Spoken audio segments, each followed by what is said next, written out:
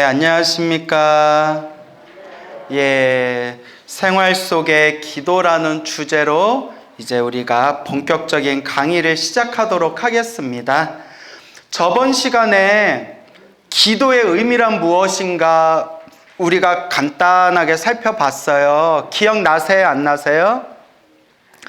한 명도 대답이 없구나. 야, 자, 그래서 기억나는 걸로 할게요. 예, 어째 불안한데요? 이럴 때마다 제가 하는 소리가 있어요. 입버릇처럼. 와준 것만도 고마워요.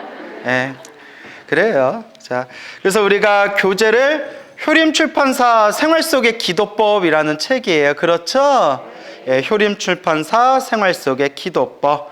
그래서 일타스님께서 이제 지으신 책인데 저번 시간에 얼핏 잠깐 설명을 드렸지만 이 책이 나름 이 불교계에서는 스테디셀러예요. 그래서 이게 아마 1996년도에 나왔나? 그럴 거예요. 그죠?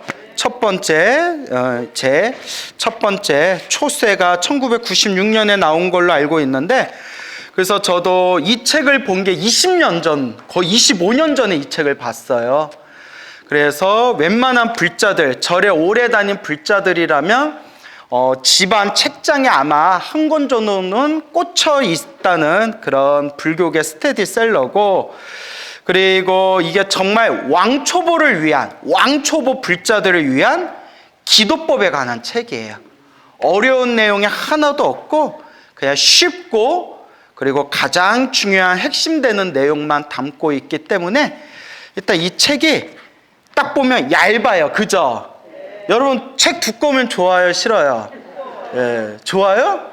싫죠? 그리고 이제 이게 얇으면서도 중요한 내용은 많이 담고 있어요. 그래서 이 책을 함께 읽어볼 텐데, 이 책을 쓰신 일타스님이 현재 우리 한국 불교의 한 획을 그으신 큰 스님이세요. 일타스님 다 들어보셨죠? 예, 일타스님이라는 큰 스님이 계셨는데 해인사 지조감에 오랫동안 계셨죠. 근데 무엇보다 일타스님을 유명하게 한 또 아주 그런 많은 불자분들에게 감동을 준 이야기가 있죠. 일타스님 외증조 할머니께서 법명이 평등월 보살님이세요. 평등월이라는 보살님이신데 말년에 오로지 나무 아미타불을 연부를 하셨대요. 오직 그냥 자나깨나 오로지 나무 아미타불을 연부를 하셨는데 이 세상을 떠나시고 장례식을 치르는데 7일장을 했대요. 7일장을 하는데 7일 동안 한밤중에도 멀리서 보면 불이 난 것처럼 환하게 방광을 하셨대요. 그 유명한 얘기 들으셨죠? 예, 그래서 이 방광을 하신 일타스님의 외증조 할머니의 그런 어떤 수승한 인연으로 인해서 일타스님의 외가와 친가를 합쳐서 41분이 출가를 했대요. 41분. 그래서 아주 그 유명한 일화가 되겠죠. 그래서 그런 DNA, 유전자가 있어서 그런지 몰라도 일타스님께서도 경에도 밝으시고 계율에도 아주 해박하시고 참선 수행도 열심히 하셨지만 이 일타스님의 일대기를 보면 한 번씩 그 삶의 고비가 있을 때마다 기도 수행으로 크나큰 체험과 가피를 경험하신 분입니다. 그래서 일타스님이 당신께서 젊은 시절부터 간절하고 정성스럽게 기도를 하셔가지고 그 크나큰 가피, 그 체험, 그 힘을 얻으신 그런 당신만의 내공이 있기 때문에 일타스님께서 기도에 대해서 설법하신 내용을 보면 참 진실하다, 진정성이 있다, 굉장히 마음에 와닿는다라는 것을 우리가 이렇게 미루어 짐작할 수가 있습니다. 그래서 생활 속의 기도법 일타스님의 이 소중한 법문이 담겨져 있는 요 교재를 보면서 아, 기도란 이런 것이구나, 기도의 세계는 이런 것이구나, 우리 불자가 어떤 마음으로 기도해야 되겠구나, 이것을 찬찬히 살펴보는 시간을 가져볼게요. 재밌겠죠? 예, 그래요. 자, 그러면 우리 첫 번째 서문 한번 볼까요? 서문 5페이지 서문. 책을 안 가져오신 분은 광우스님의 낭낭한 목소리를 들으면서 마음에 이렇게 새겨 넣으시면 되겠습니다. 예, 책 없으셔도 돼요. 한번 잘 들어보세요. 서문. 효림 출판사와 나와 내 주변 그리고 새길 만한 역대의 기도 성취 영험단들을 모아 엮은 기도책을 발견하자. 일타스의 기도라는 책이 따로 있어요. 그는 그냥 기도 영험단, 기도 체험담에 대해서 쓰신 기도라는 책이 있어요. 그 기도라는 책을 발견하자 그 책을 읽은 수많은 불자들이 무엇을 하고 싶다며? 기도를 하고 싶다며 기도하는 방법을 이 산승에게 또 출판사로 빗발치듯 물어왔다라고 돼 있죠. 저도 그 불교 TV를 통해서 수많은 분들에게 강의를 하고 법문을 하고 특히 기도 그리고 복을 짓고 선업을 짓고 공덕을 닦고 이 인과 업보의 가르침에 대해서 널리 이렇게 강의하고 법문을 하다 보니까 저도 정말 빗발치게 수많은 분들에게 전화도 받고 편지도 받고 메일도 받고 그렇게 질문을 받았습니다. 스님, 어떻게 기도해야 됩니까? 어떤 기도를 해야 더 좋은 겁니까? 라는 질문을 굉장히 많이 받았어요. 그래서 심지어 절에 오래 다녀셨다는 분들조차도 기도의 핵심에 대해서 잘 모르시는 분들이 많더라고요. 절에 오래 다닌 분들조차도 기도를 어떻게 해야 되는지 딱 중심이 안 잡힌 분들을 많이 봤어요. 그래서 제가 언젠가 좀 기도에 대해서 전체적으로 기도에 대해서 좀 개괄적으로 총괄적으로 한번 사람들에게 딱 중심을 잡아줄 수 있는 그냥 강의 한번 해야 되겠다라는 생각이 들었어요. 그래서 앞으로 그런 시간이 될 거예요. 여러분들은 기도 어떻게 하는지 알아요? 몰라요? 야, 진짜 어떻게 대답조차 없냐? 자, 계속 읽어볼게요. 이와 같은 반응은 실로 예상 밖의 일이었고 저자로서는 응분의 책임을 느끼지 않을 수 없었다. 그리하여 생활 속의 기도법이라는 제목으로 기도법을 일러주는 책을 세상에 다시 내놓게 된 것이다. 생활 속의 기도법. 이 책은 크게 몇 장으로 구성되어 있다? 4장. 한글은 읽으시네요. 하도 말이 없어서. 제1장 기도 성취의 지름길에서는 기도 성취의 원리와 불보살의 가피에 대해 설명하였고 2장 생활 속의 기도법에서는 평소 일상생활 속에서 쉽게 행할 수 있는 기도의 기본 원리와 방법에 대해 상세히 이야기하였으며 3장 특별 기도 성취법에서는 아주 다급하고 어려운 상황에 처하였거나 특별한 경우에 행하는 기도법에 대해 구체적으로 제시하였다라고 되어 있네요. 그죠? 그리고 4장 영가천도 기도법에서는 죽은 이를 보다 좋은 세계로 나아갈 수 있도록 인도하는 영가천도의 묘법과 천도하는 이의 마음가짐 등에 대해 깊이 있게 제시하였다. 자, 여기까지는 그냥 이 책에 이런 내용이 나오는구나 정도만 여러분들이 인지하시면 돼요. 자, 근데 그 뒤에 나오는 내용이 우리가 좀 마음에 새겼으면 좋겠어요. 기도는 실천이지 이론이 아니다. 기도는 무엇이다? 실천. 그래서 제가 늘 불자님들께 드리는 이야기가 불교는 지식의 종교가 아닙니다 라는 말씀 자주 드리죠. 불교는 무엇의 종교가 아닙니다. 지식의 종교가 아니라 내가 스스로 수행하고 체험하고 맛을 봐야 된다라는 말씀을 굉장히 자주 드립니다. 그렇죠, 여러분. 그래서 내가 스스로 체험하고 맛을 봐야 된다.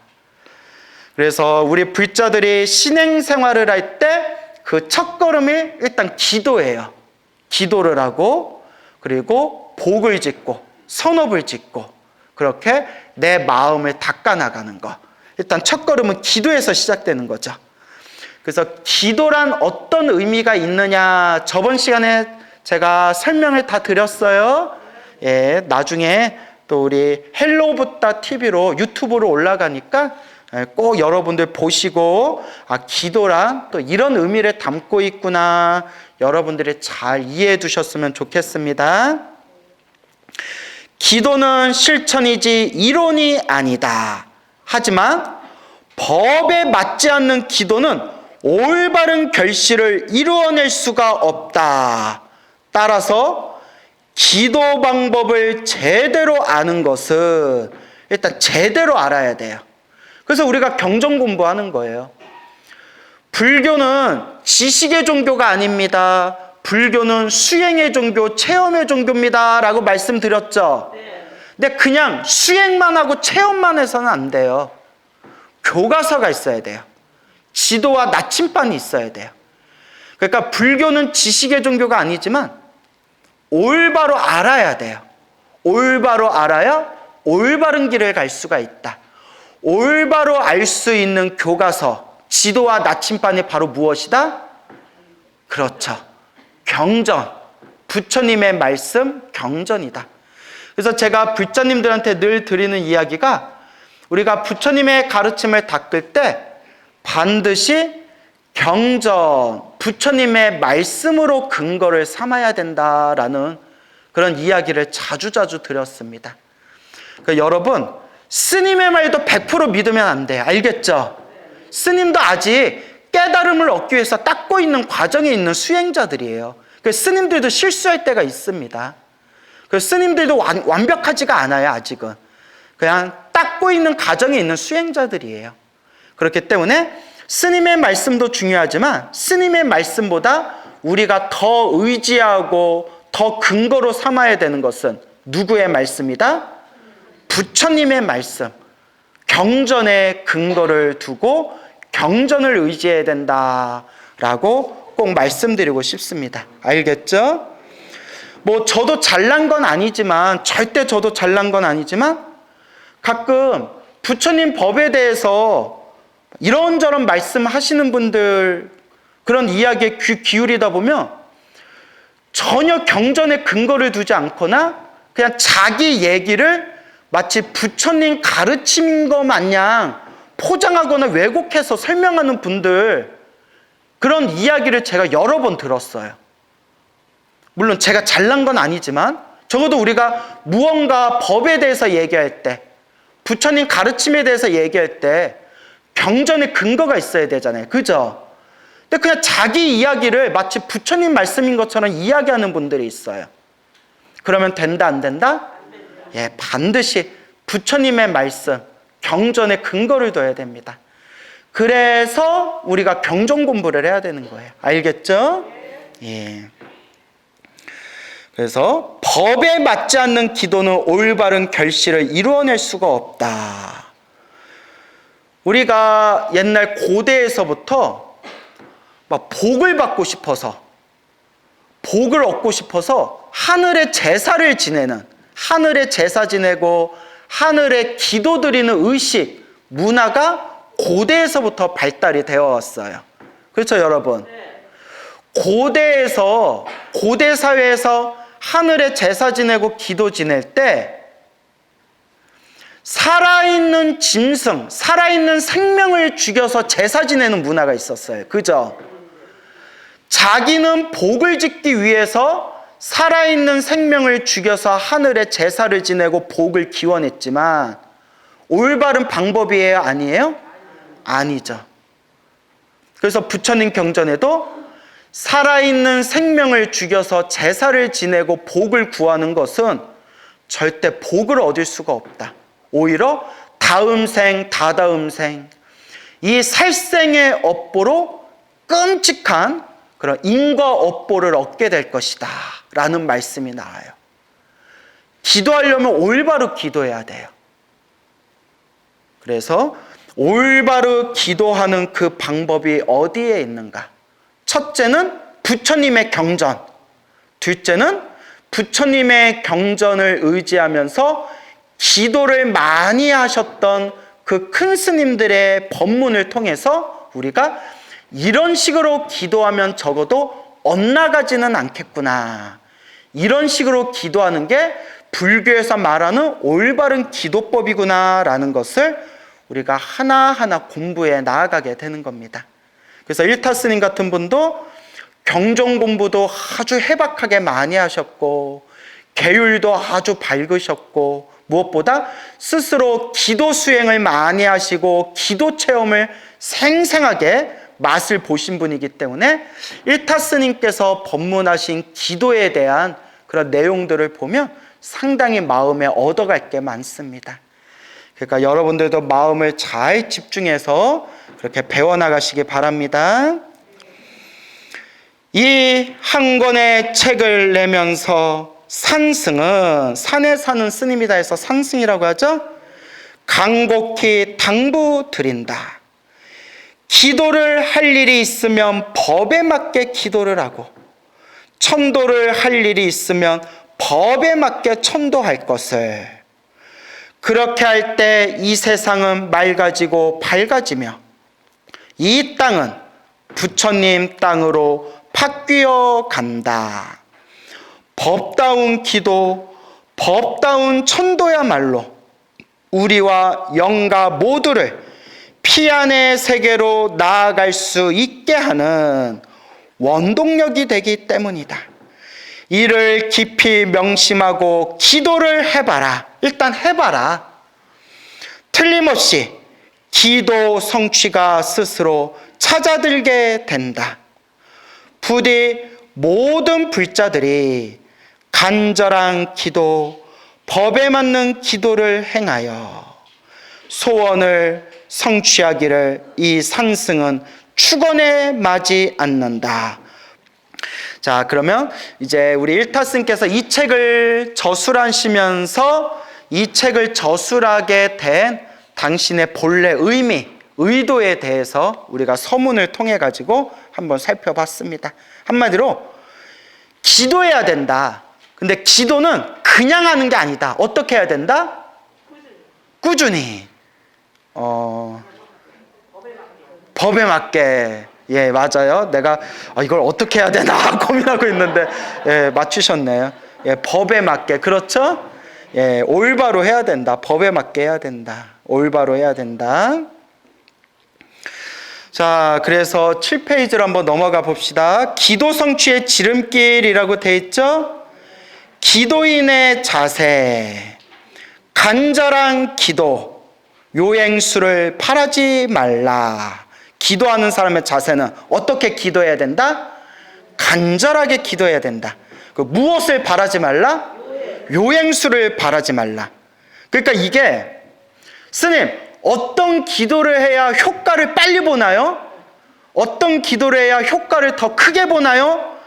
라는 그 마음 밑바닥에 이미 어떤 마음이 담겨져 있는 거예요? 요행. 그렇죠. 요행을 바라는 마음이잖아요. 그래서 공부를 잘하는 학생, 명문대학교에 들어간 학생한테 우리가 인터뷰를 하잖아요. 공부를 잘하는 비결이 뭡니까? 하면 항상 걔네들이 항상 뻔뻔할 정도로 한결같이 하는 이야기가 뭐예요? 그렇죠. 어떻게 다 아시네? 교과서 위주로 공부했어요. 왕도가 없어요. 그렇죠.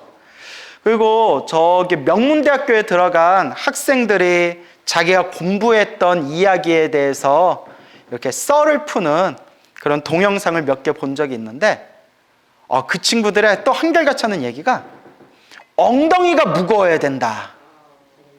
일단 앉아서 억지로라도 문제 하나라도 더 풀고 암기라도 하나 더 하고 책이라도 한 줄 더 봐야 된다는 거예요. 뭐가 무거워야 된다? 예, 일단 엉덩이가 무거워야 된다 라는 그런 이야기를 본 적이 있습니다.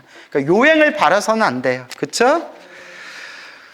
삼종가피, 세 가지 종류의 가피가 있다. 현증가피, 몽중가피, 명운가피. 나중에 또 배우시게 될 거예요. 자, 넘어가서 생활 속의 기도법. 잠자기 전에 기도를, 일타스님은 잠자기 전에 하는 기도를 굉장히 중요하게 보셨어요.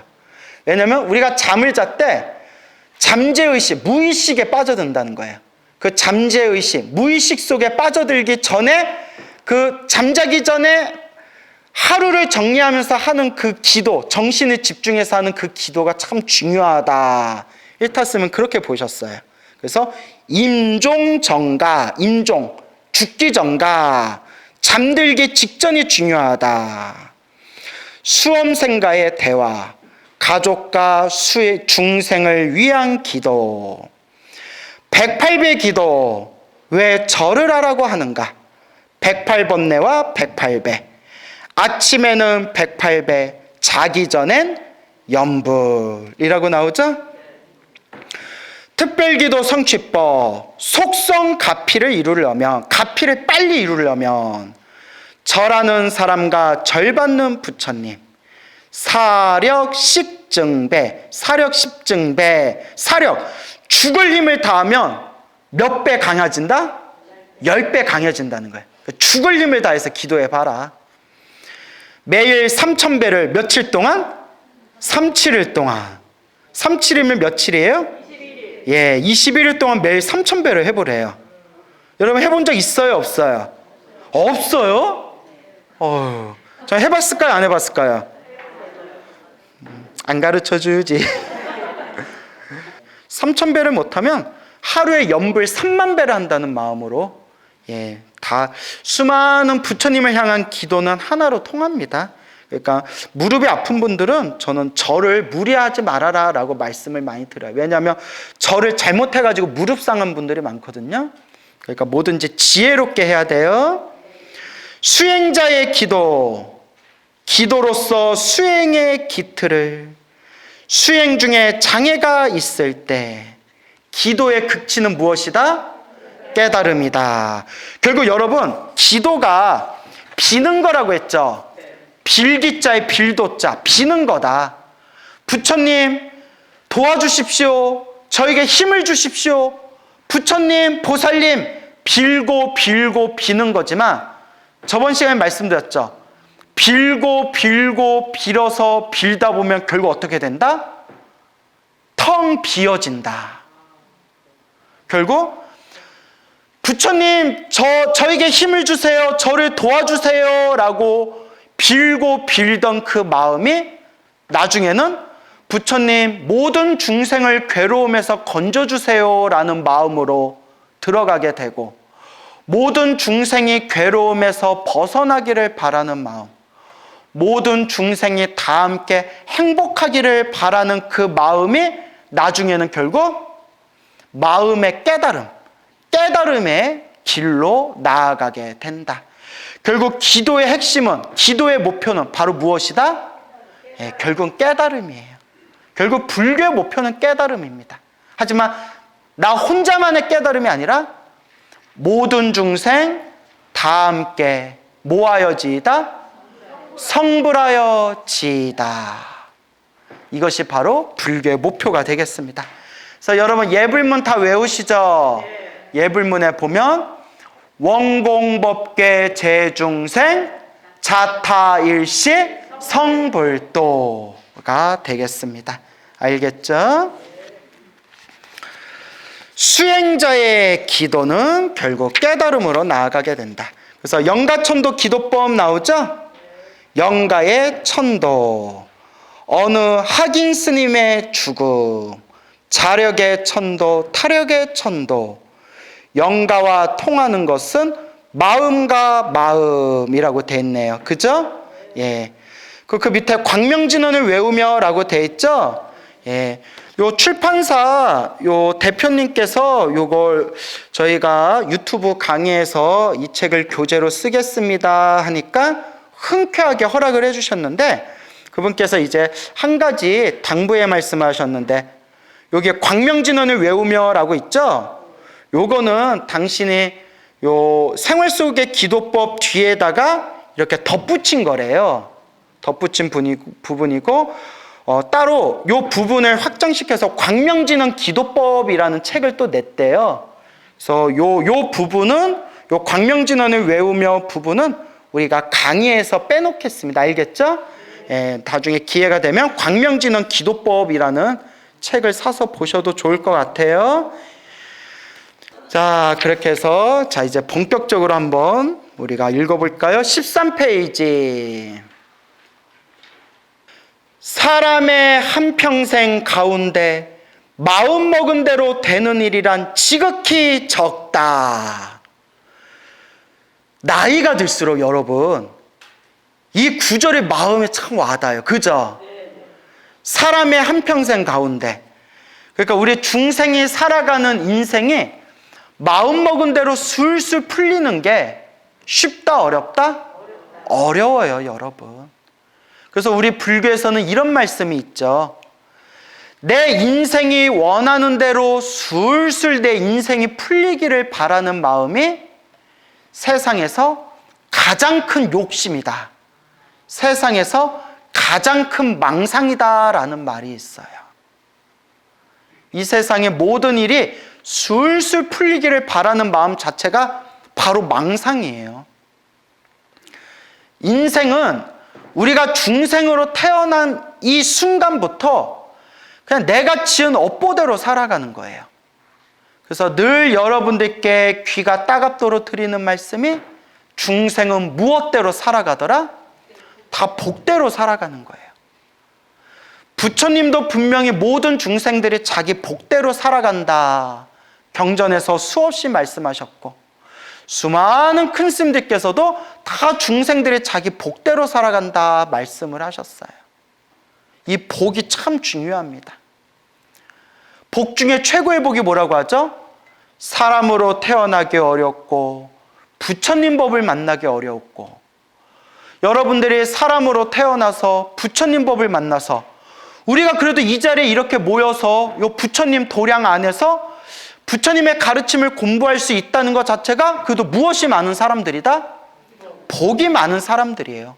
복이 많은 사람들이지만 우리가 시작 없는 옛날부터 지었던 서로 저마다 각자 자신의 업보가 있기 때문에 다 중생 결국 내 업보대로, 은혜는 은혜대로 받고 왼수는 왼수대로 갚으면서 그렇게 서로 뒤섞이면서 살아가는 게 인생이에요.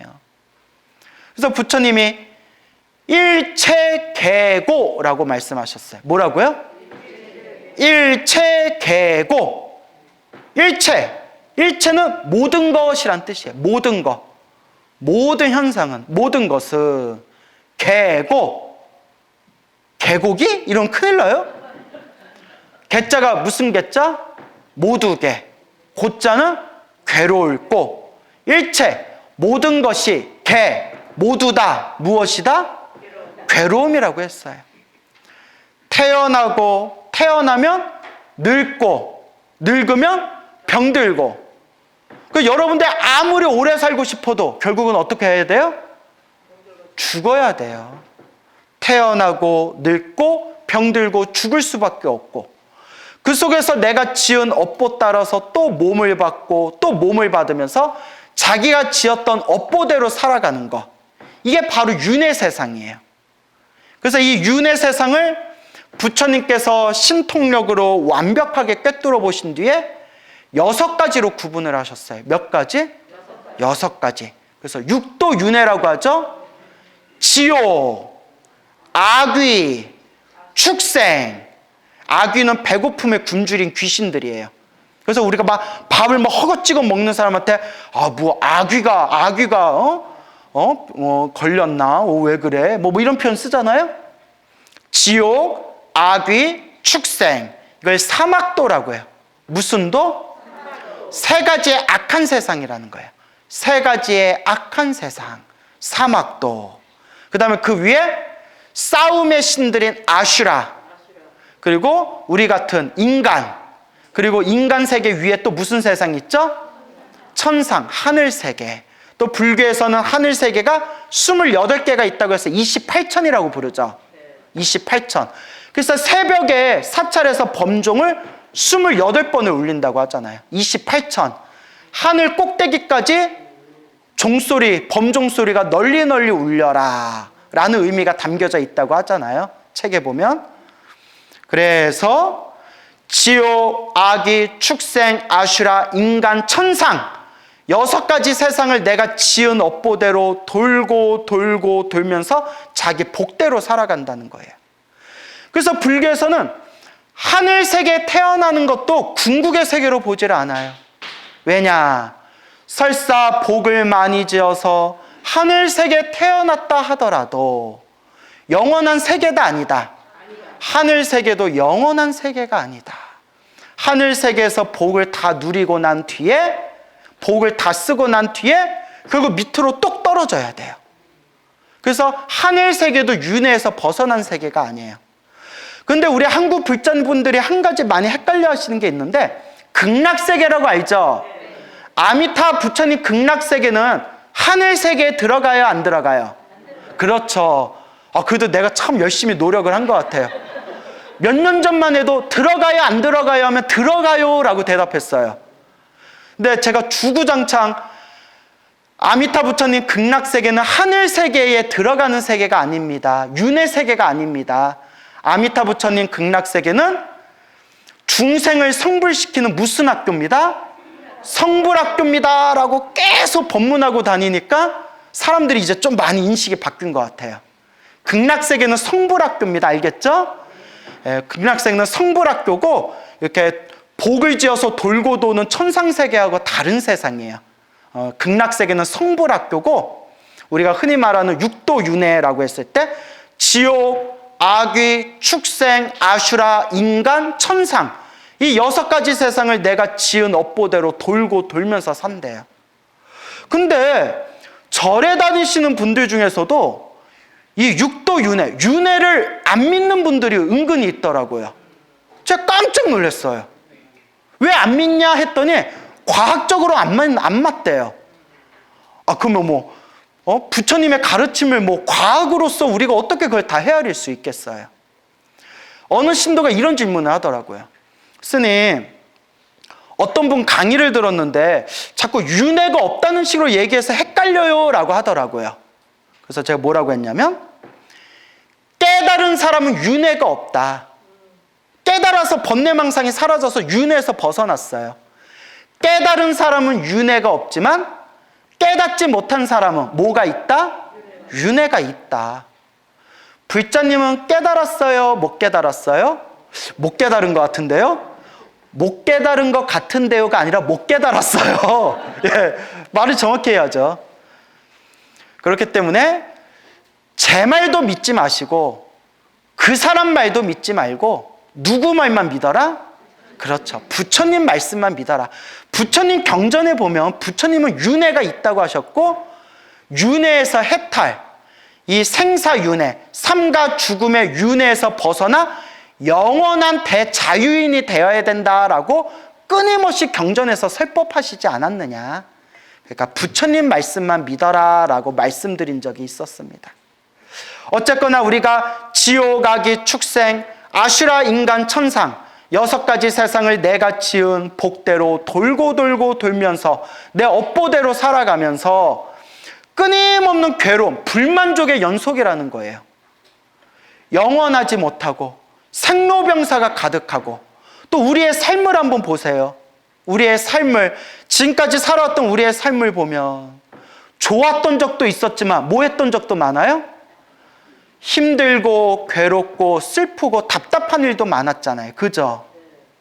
그래서 부처님께서 하신 말씀이, 사랑하는 사람은 못 만나서 괴롭고 미운 놈은 자꾸 봐서 괴롭고 구하고자 해도 얻고자 해도 뭐 할 수 없어서 괴롭다?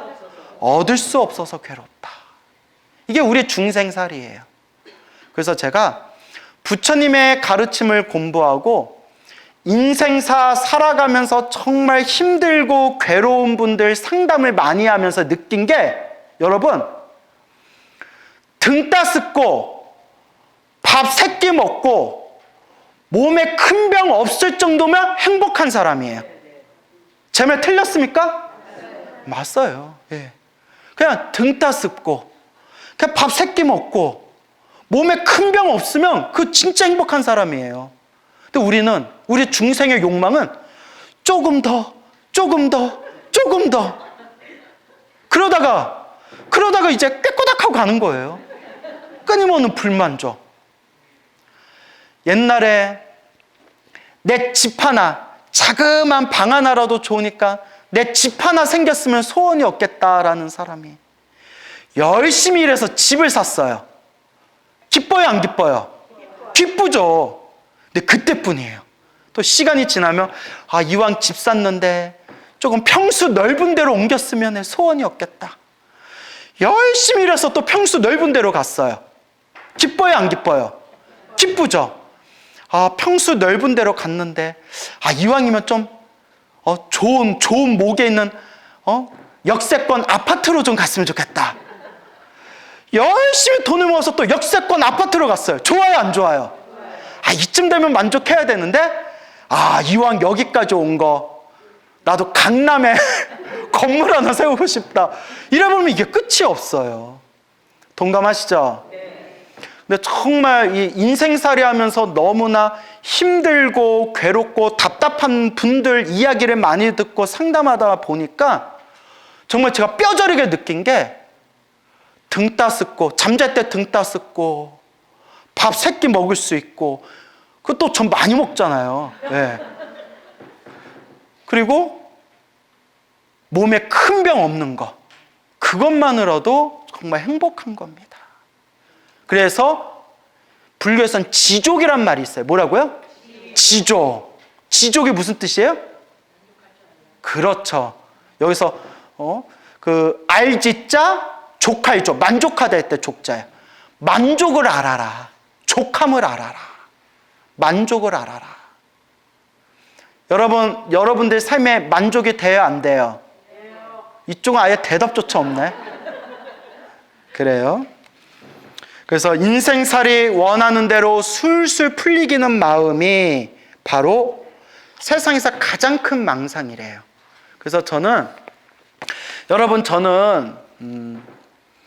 어른스님, 큰 스님들한테 제가 복이 많은 사람이다라는 칭찬을 많이 받았어요. 그래서 제가 말복이라는 소리까지 들었어요. 무슨 복? 말복이. 말복하면 뭐가 떠올라요? 삼계탕? 복날? 스님 왜 말복이라고 부르세요? 하니까 제 딱 상호가 관상에 말년에 복이 엄청 많대요. 그래서 말복이 부르셨더라고요. 잘 말해야 돼. 발음 잘못하면 말고기 이렇게 해서 뭔 고기? 그런데 제가 기도를 하면서 저도 체험을 많이 하고 가피를 많이 받았어요. 정말 부처님께 감사드려요. 하지만 저라고 인생 살면서 힘든 일이 있겠어요, 없겠어요? 있죠. 저도 좀 답답하거나 힘들거나 그런 일이 있어요. 그런데 항상 이런 마음이 들어요. 이만해서 다행이다. 이만큼이라도 정말 참 감사하다. 지족, 만족을 알아야 돼요. 아시겠죠? 그래서 따라해 보세요. 이만해서 다행입니다. 이만큼이라도 돼서 감사합니다. 무슨 말씀인지 알겠죠? 예. 우선 머릿속이 갖가지 생각들로 얽히고 설켜 있으니 혼돈이 지극하고 말과 행동으로 지은 업들이 나의 앞길을 막고 있으니 마음 먹은 대로 살 수가 없는 것이다. 한마디로 번뇌와 망상 때문에, 이 번뇌와 망상 때문에 우리가 우리 마음 먹은 대로 살 수가 있다, 없다? 없어요. 내 마음의 주인공이 누구예요? 나예요. 내 마음의 주인공이 나예요. 내가 내 마음의 주인공이고 내가 내 마음의 주인인데 내가 내 마음을 마음대로 해요, 못해요? 못해요. 무엇 때문에? 번뇌와 망상. 뿐만이 아니다. 이 세상을 살아가고 있기 때문에 피할 수 없는 사람에 대한 걱정들, 자기 걱정, 가족 걱정, 남에 대한 걱정 속에서 한평생을 지새우기 마련이요. 돈과 명예와 자존심 때문에 괴로워하고 괴로움을 당하다가 허무하게 죽음을 맞이하게 되는 것이다 라고 돼 있죠. 어떤 거사님이 이런 얘기 하시더라고요. 당장이라도 머리 깎고 출가하고 싶대요. 당장이라도. 산 게 너무 지긋지긋하대요. 스님들이 제일 부럽대요. 당장이라도 머리 깎고 출가하고 싶대요. 그래서 제가 우리 지금 출가자가 너무 없다고. 그러니까 절에 오세요. 대환영입니다 하니까 뭐라고 하실까요? 처자식 때문에. 내가 요 처자식만 없으면, 요 마누라하고 자식만 없으면 당장이라도 출가할 텐데. 당장이라도 출가할 텐데. 처자식 때문에. 그래서 저 아는 스님은 20대 초반부터 출가하려고 마음을 먹었대요. 20대 초중반부터 출가해야지 하다가 40이 다 돼서 출가하셨어요. 왜냐? 직장에 들어가서 어머니 평생 사실 수 있는 노후 자금 만들어드리고 출가했어요. 그 스님 계세요. 그 이름 되면 알만한 그런 좋은 대기업에 들어가서 10년 동안 정말 이제 월급 꼬박꼬박 모아가지고 어머니 이렇게 살 수 있게끔 노후 자금 만들어드리고 출가하셔서 못 본 지 오래됐는데 그 스님 어떻게 지내세요? 하니까 지금도 선방 다니면서 열심히 공부하신대요. 참 대단하시죠? 또 이런 케이스도 있어요. 40이 넘어서 출가하신 스님이 계셨는데 그 스님도 속가에서 온갖 일을 해가지고 돈을 모은 뒤에 어머니한테 드렸대요. 어머니, 엄마, 나 이제 머리 깎고 출가하면 더 이상 어머니 제가 보살펴 드릴 수 없어요. 요거 통장 아무도 주지 마세요. 오직 어머니만 가지고 있어야 돼요. 라고 맡겼는데 출가하고 몇 년 후에 들은 소식이 형제 자매들이, 형 동생들이 자기 엄마 이렇게 꼬셔가지고 걔가 출가할 때 좀 남겨놓은 거 있잖아요. 어머니 좀 빌려주세요 해놓고 그걸 가져가 버렸대요. 야, 실제로 들은 얘기예요. 그 스님이 얼마나 심란했겠어요. 이거는 자식이 아니라 웬수고 형제자매가 아니라 웬수예요. 그렇죠? 그리고 그 스님 결국 환속하셨대요. 어머니 모신다고. 이게 뭐 진짜 이게 뭐 소설 속에나 나올 얘기야. 그죠? 참 그 스님 참 좋은 분이었는데 그 어른 스님이 이렇게 혀를 차면서 머리 깎고 출가하면서 부처님 법 공부하기에는 인연이 부족했나 보다 이렇게 말씀하시더라고요. 참 세상 별일 다 있어요. 여러분, 마지막 유산은 죽을 때까지 움켜쥐고 계세요. 알겠죠? 이게 뭔 얘기야? 말이야 당나귀야? 갑자기 이상한 얘기가 됐어요? 남 걱정, 가족 걱정, 그러면서 또 한 생을 다 보내게 되는 거예요. 근데 우리 중생 삶이 그래요. 예전에 20대 때 만났던 어떤 젊은 친구가 있었는데 20대 때 저한테 뭐라고 했냐면 스님들은 너무 신기하대요. 자기는 죽었다 깨어나도 스님이 될 수 없대요. 왜? 라고 물어보니까 왜? 여자 없이 어떻게 살아요? 이러는 거예요. 여자 없이 어떻게 살아요? 연애도 하고 결혼도 해야지. 자기는 절대 스님 될 수 없다고 20대 때 그렇게 얘기했는데 40대 때 만났어요. 그 친구를.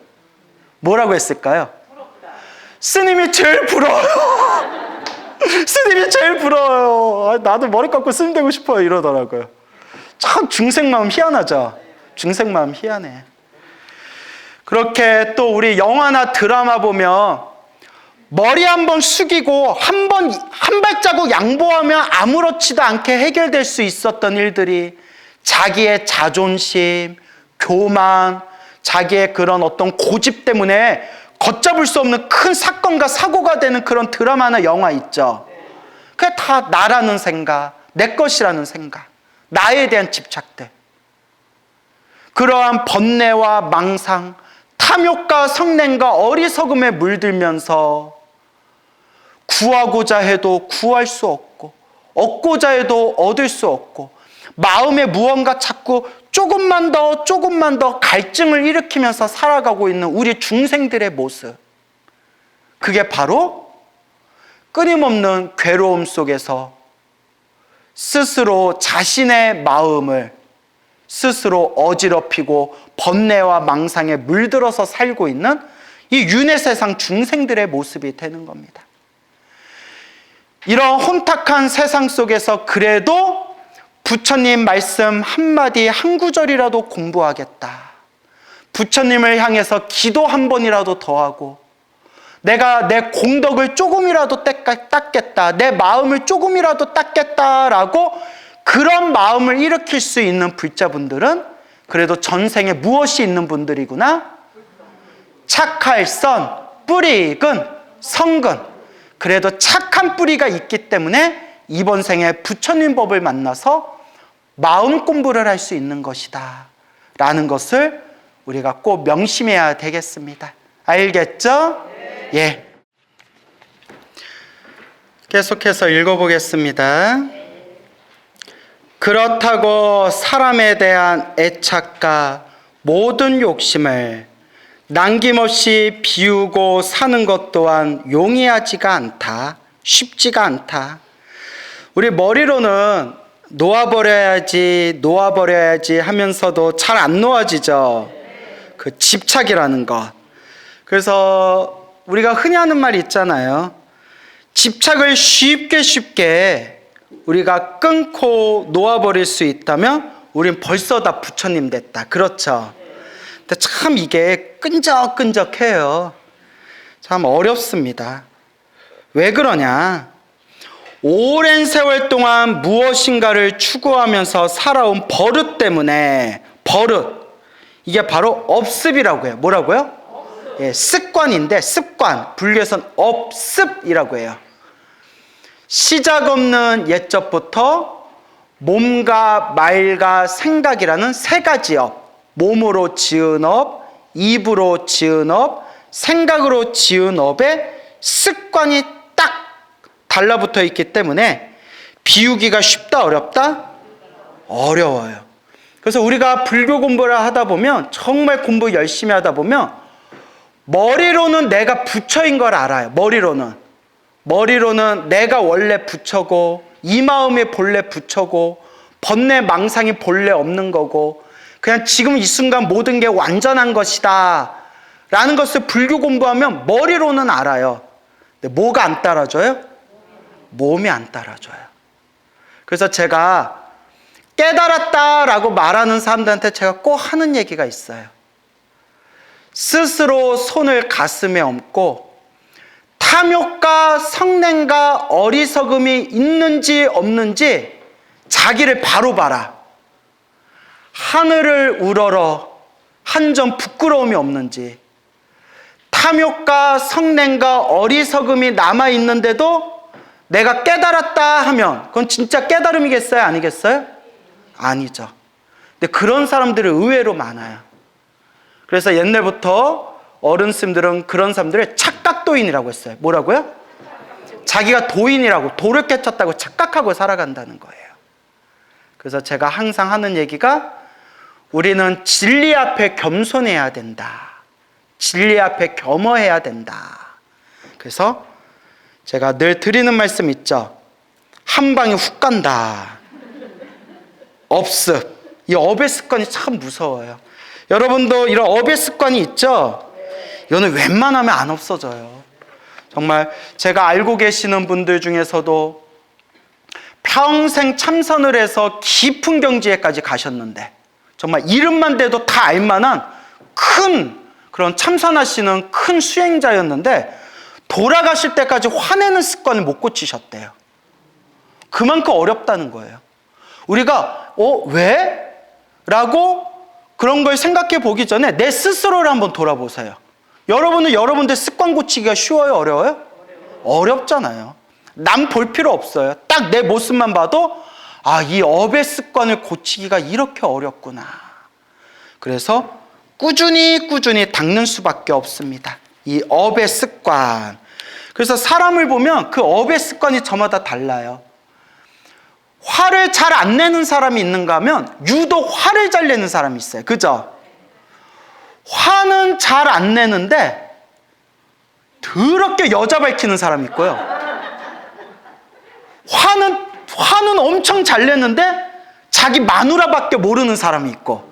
뭔 얘기인지 알죠? 그 비유를 드는 거예요.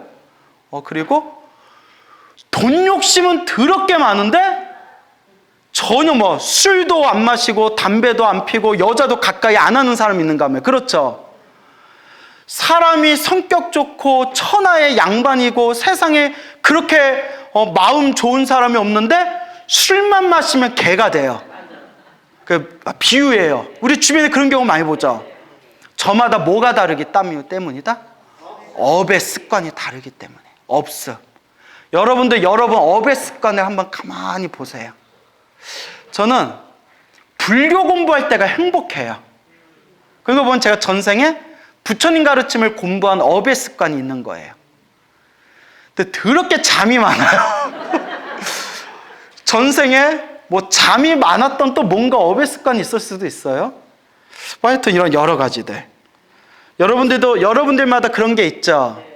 예, 그걸 우리가 잘 닦아나가야 돼요. 쉽다, 어렵다? 어렵다. 그래서 어떻게 닦아야 된다? 꾸준히 닦아야 된다. 그렇다면 비우기가 쉽지 않을 때, 그리고 주위 사람의 도움으로도 나의 어려움을 해결할 수 없을 때에는 어떻게 해야 하는가? 비우기가 쉽지 않을 때, 그리고 힘들고 괴롭고 답답한 일이 생겨서 주위 사람의 도움으로도 이 어려움을 해결할 수 없을 때, 그때 어떻게 해야 되는가? 그냥 가만히 앉아 운명에 순응하며 살아야 하는가? 아니죠. 힘들고 괴롭고 답답할 때, 그때 우리가 의지할 분이 바로 누구시다? 부처님이시다. 그리고 그 부처님의 그 찬란한 그 에너지, 그 광명과 주파수를 하나로 맞추는 그 방법이 바로 무엇이다? 기도라는 거예요. 오히려 현재 당하고 있는 어려움을 기꺼이 받아들일 수 있다면 문제가 되지 않는다. 이게 참 중요합니다. 밑줄 짝. 예. 현재 당하고 있는 어려움을 기꺼이 받아들이겠다. 누가 지은 업이다? 내가 지은 업이구나. 내가 지은 업의 인연이구나. 과거 전생에 지었던 이 숙제와 빚을 내가 지금 갚고 있는 과정이구나. 기꺼이 받아들일 수 있다면 그 업만큼은 녹일 수 있기 때문이다. 빨리 녹일 수가 있대요. 빨리 녹일 수가 있다. 그러나 운명을 쉽게 받아들일 수 없을 뿐 아니라 어떤 일을 꼭 이루어야 하겠다고 생각한다면 특별한 노력을 기울여야 된다. 특별한 노력. 그게 바로 뭘까요? 기도. 그때 바로 필요한 것이 기도이다. 기도. 불보살님의 에너지와 하나 되는 방법이에요. 부처님과 보살님과 하나 되는 방법. 여러분들이 관세음보살 부를 때 누구의 에너지와 주파수가 하나로 맞춰지는 거예요? 관세음보살님과. 지장보살 연불할 때 누구의 주파수와 하나로 맞아떨어지는 거예요? 지장보살. 여러분들이 금강경을 외울 때, 신묘장구 다란이를 독송할 때, 법화경을 사경할 때 그 불보살님의 에너지와 주파수가 하나로 점점 맞아떨어지는 거예요. 그렇게 서로가 서로 주파수가 딱 통했을 때 우리가 그걸 감응이라고 불러요. 뭐라고 부른다? 감응. 감 받았나? 감응. 서로 주고받았다는 거야. 알겠죠? 제 말 너무 신경 쓰지 마세요. 자, 감응. 서로가 통했다는 거예요. 서로가 통했다. 그때 바로 필요한 것이 기도이다. 그러니까 무슨 기도가 더 낫냐? 그게 의미가 없어요. 내가 간절하게 불보살님을 간절하게 생각하고 어떤 기도든 부처님을 향해서 간절하게 기도해서 내 간절한 마음의 에너지가 부처님의 에너지와 하나로 통했을 때 그때 바로 생생한 가피가 꽃을 피우게 되는 거예요. 그래서 제가 늘 드리는 이야기가 관세음보살을 부르든 지장보살을 부르든 천수경을 독송하든 금강경을 외우든 법화경을 사경하거든 능엄주를 하든 결국 불보살님의 에너지는 하나로 통합니다. 핵심은 간절함이에요. 간절함. 스님, 낮에 해야 좋을까요? 밤에 해야 좋을까요? 어느 시간에 해야 좋을까요? 낮에 하든 밤에 하든 아무 상관없어요. 뭐가 중요하다? 그렇죠. 간절함. 스님, 동쪽을 보고 할까요? 남쪽을 보고 할까요? 북쪽을 보고 할까요? 서쪽을 보고 할까요? 아무 상관없어요. 뭐가 중요해요? 간절함이 중요해요. 스님, 앉아서 기도할까요? 서서 기도할까요? 누워서 기도하면 안 되죠. 괜찮아요. 몸이 아픈 사람은 병실에서 침대에 누워서 기도해가지고 가피 받은 분도 있어요. 중요한 건 무엇이다? 간절함이 중요해요. 간절함. 스님, 연부를 할 때 소리를 내고 연부를 하는 게 좋을까요? 소리를 내지 않고 해도 될까요? 뭐가 중요해요? 소리를 내든 소리를 내지 않든 마음을 집중하는 것. 그 간절함이 중요하다. 아시겠죠? 그래서 제가 무슨 기도해야 효과가 좋아요? 그런 질문 더 이상 하지 말아라. 천수경으로 효과 보신 분은 사람들한테 뭐 하라고 시킬까요? 천수경 하라고 시켜요. 지장경 기도해서 효과 보신 분은 사람들한테 뭐 하라고 시킬까요? 지장경 하라고 시켜요. 금강경으로 효과 보신 분은 사람들한테 뭐 하라고 시킬까요? 금강경. 법화경으로 효과 본 분은 사람들한테 뭐 하라고 시킬까요? 다 자기가 효과 본 거 가지고 사람들한테 하라고 해요. 결국은 천수경으로 효과 보신 분도 있고 지장경으로 효과 보신 분도 있고 금강경으로 효과 보신 분도 있고 법화경으로 효과 보신 분도 있어요. 뭐가 중요하다? 간절함. 그 정성스럽고 간절하게 하나라도 불보살님을 향해서 간절하게 기도하면 그와 같은 생생한 가피를 스스로 맛보게 되리라 라는 것을 명심하시기 바랍니다. 알겠죠? 그러니까 무슨 기도할까 무슨 기도할까 고민 안 하셔도 돼요. 하나라도 꾸준히 하시기 바라요.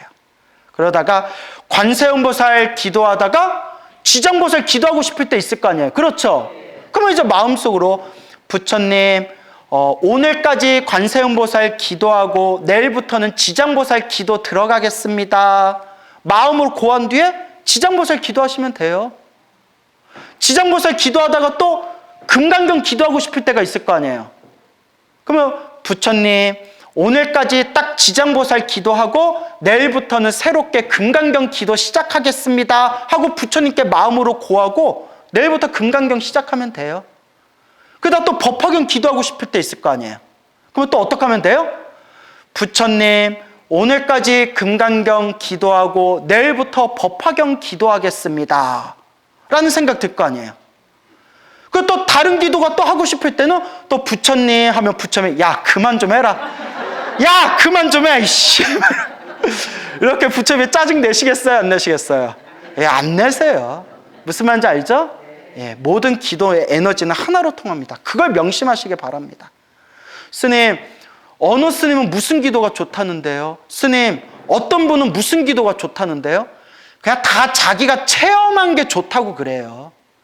제가 기도에서 가피 받으신 분들 수백 가지 체험 이야기를 다 모아가지고 제가 다 통계를 내봤잖아요. 결론이 자기가 기도에서 체험한 것을 사람들에게 많이 권하더라. 중요한 것은 어떤 기도를 하든 하나라도 간절히 열심히 하면 반드시 가피가 있더라. 저는 이제 그것을 발견한 겁니다. 자, 잘 그렇게 이해하시기 바랍니다. 알겠습니까? 부처님이나 큰 힘을 지닌 보살님께서 세운 행원력, 행원력. 행은 실천을 뜻해요. 실천. 원은 뭐뭐 하겠습니다 라는 마음의 발언, 마음의 맹세를 뜻해요. 그러니까 행원하면 마음의 맹세와 그 마음의 맹세를 실천하는 수행을 뜻해요. 행원력, 행원의 힘. 대표적인 게 보현행원이라고 있죠. 보현행원. 그 열의 10대 발언문 기억나시죠? 천수경 열의 10대 발언문. 열의 10대 발언문의 행원이에요. 원하영리 사막도 원하옵건대 제가 지옥아기 축생에 떨어지지 않기를 발언합니다. 이게 행원이에요. 원하속단 탐진치 원하옵건대 제가 빨리 탐욕과 성냄과 어리석음을 끊기를 원하옵니다. 이게 행원력이에요. 대표적인 게 사옹서원. 중생을 다 건지겠습니다. 번뇌를 다 끊겠습니다. 법문을 다 배우겠습니다. 불도를 반드시 이루겠습니다. 뭐뭐 하겠습니다 하면 그게 원이고요. 그 네 가지를 실천하기 위해서 노력하고 수행하는 걸 뭐라고 해요? 행이라고 하는 거예요. 그래서 행원이라고 부르는 거예요. 아시겠어요? 잘 모르는 것 같은데 나중에 시험을 봐야지. 고통받는 중생을 남김없이 구제하겠다. 이 세상의 모든 중생들이 괴로움에서 벗어나기를, 모든 중생이 다 함께 영원토록 행복하기를, 고통받는 중생을 남김없이 구제하겠다. 그 행원력에 의지하여, 이게 누구의 행원력이에요? 불보살님. 불보살님은 고통받는 중생을 남김없이 구제하겠다라는 원력을 세우셨기 때문에 그 불보살님을 간절하게 빌고 빌면 우리를 반드시 구제해 주신다는 거예요. 그러니까 관세음보살 보문품에서 뭐라고 했어요? 고통에 빠진 중생이 일심으로 관세음보살을 부르면 반드시 그 괴로움에서 구제하리라. 보문품에 나오죠. 지장경에도 나오죠. 약사경에도 나오죠. 수없는 경전에 불보살님을 간절하게 부르면 모든 중생을 고통에서 구제하겠다라는 불보살님의 그 행원력, 발언이라고도 하고 서원이라고도 하고 그 힘에 의해서 우리 중생들을 반드시 도와주신다는 거예요. 그게 불교에서 말하는 기도의 힘이에요. 왜냐? 불보살님이 우리 중생들과 약속하셨다. 모든 중생들을 괴로움에서 구제하겠다라고 불보살님이 맹세하셨기 때문에 간절하게 불보살님을 부르면 그 가피를 받을 수 있다라는 겁니다. 그럼 어떤 분이 이런 질문을 할 수가 있죠?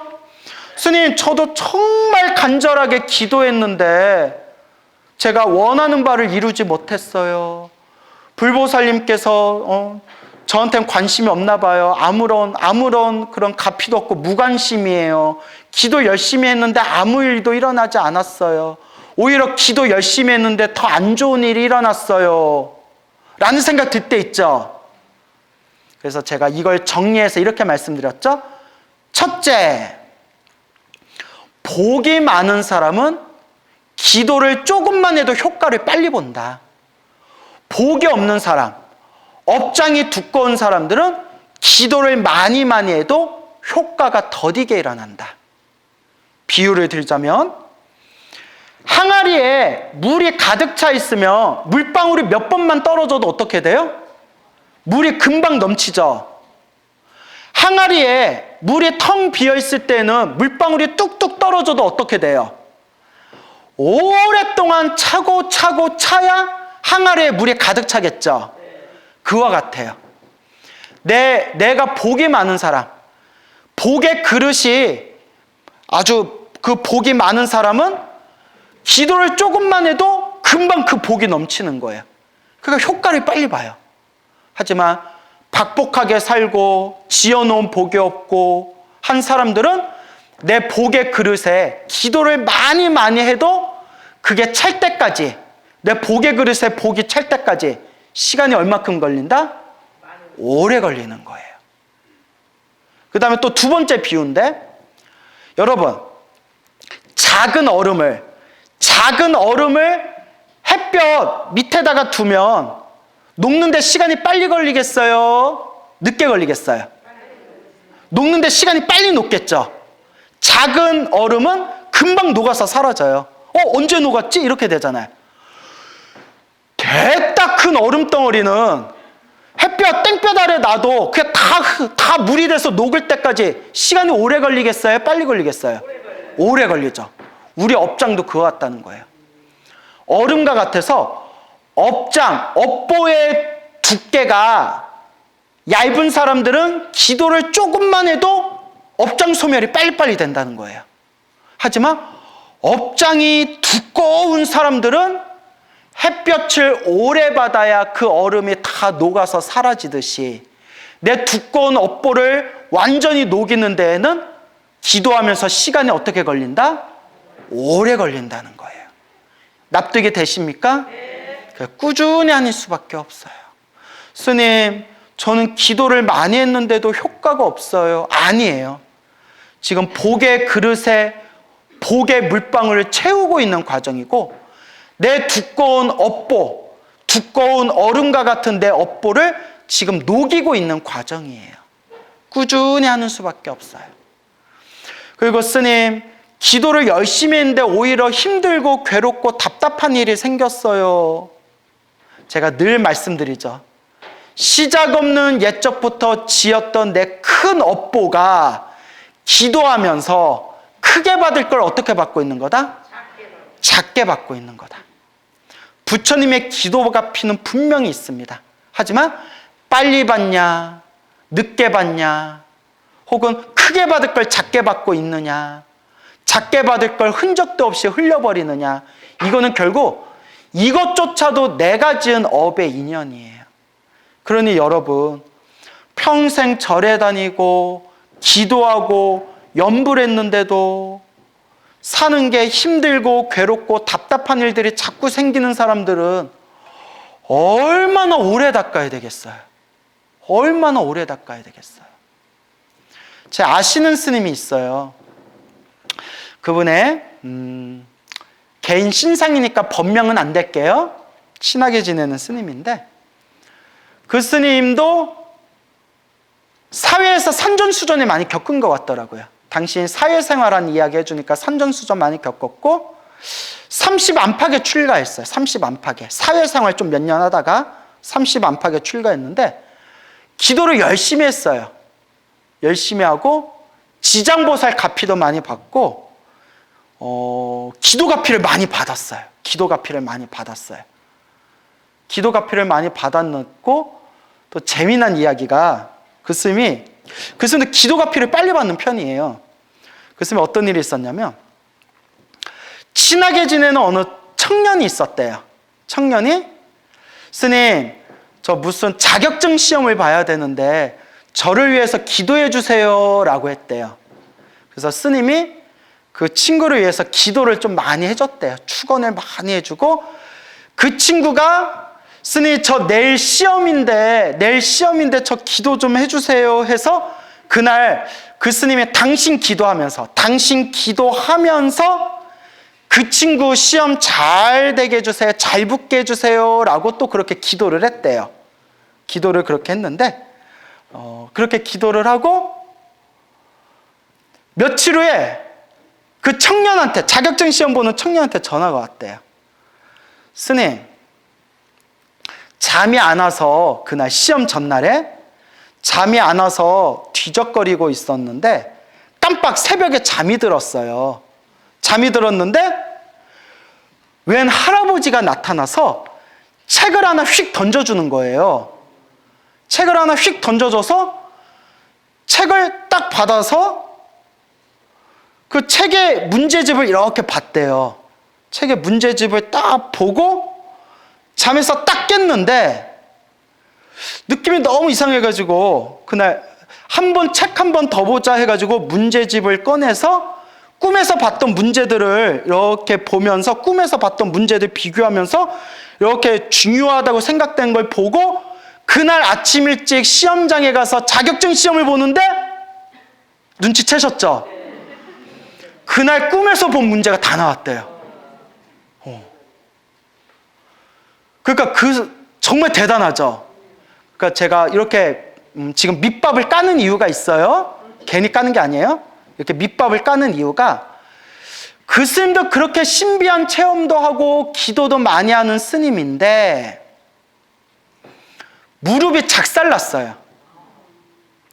너무 수행을 열심히 해서 그런지 몰라도 무릎 절도 많이 하고 결가부자하고 그렇게 몸을 안 돌보다가 무릎에 물이 차고 심해져 가지고 양쪽 무릎을 다 수술을 받았는데 걸을 때도 쩔뚝거리고 양쪽 무릎에 다 수술 받았어요. 철심 박았다고 그러죠. 예, 그리고 이제는 책상 다리로 오래 앉을 수가 없대요.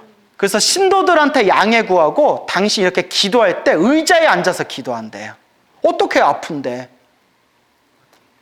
근데 제가 드리고 싶은 얘기는 이거예요. 눈치채셨겠지만 그렇게 기도 많이 하고 그렇게 가피도 많이 체험하신 스님인데도 뭐 아픈 건 피할 수가 없었어요? 몸 아픈 거, 무릎 아픈 건 피할 수가 없었어요. 정말 기도 많이 한 스님인데도. 우리 같으면 저렇게 기도 많이 했는데 저 무릎 아픈 것 좀 조금 보호해 주시지, 저 무릎 아픈 저 업장 좀 소멸해 주시지 라는 생각 들 수 있죠. 근데 아니더라고요. 수행 많이 하신 큰 스님들도 아플 때는 아파요. 수행을 많이 하신 큰 스님들도 불사하다가 사기당할 때 있어요.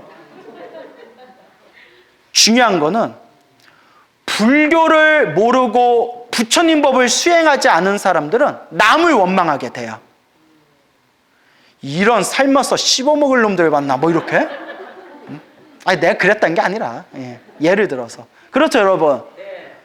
그런데 부처님 법을 배운 분들은 내 전생에 숙제와 빚이 있었는데 이번 생에 갚았구나. 내가 크게 받을 업보가 있는데 어떻게 받았구나? 작게 받았구나. 그 스님이 그래요. 그 스님은 자기가 기도한 힘이 있기 때문에 중심이 있어요. 그러니까 몸이 그렇게 아파도 부처님을 원망하지 않아요.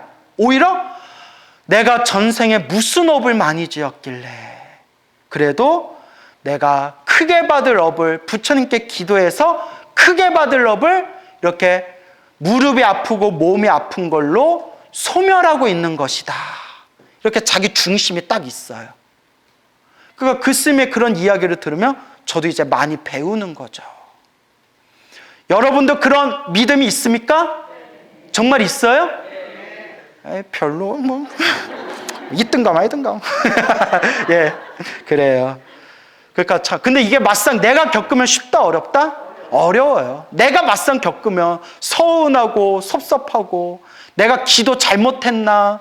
정말 기도가 효과가 있는 건가? 별의별 생각이 다 들어요. 그때 내 마음을 딱 움켜쥐고 내가 지은 업은 내가 닦는 거다. 내가 크게 받을 업을 작게 받고 있는 것이다. 지금 내가 지었던 내 빚을 갚고 있는 과정이고 그리고 내가 이렇게 기도하고 수행한 공덕은 언젠가 또 내가 받게 될 것이다. 그 믿음을 딱 세우시기 바랍니다. 알겠죠? 그래서 감동적인 얘기가 있어요. 그 티베트 불교의 큰 스님이 계셨대요.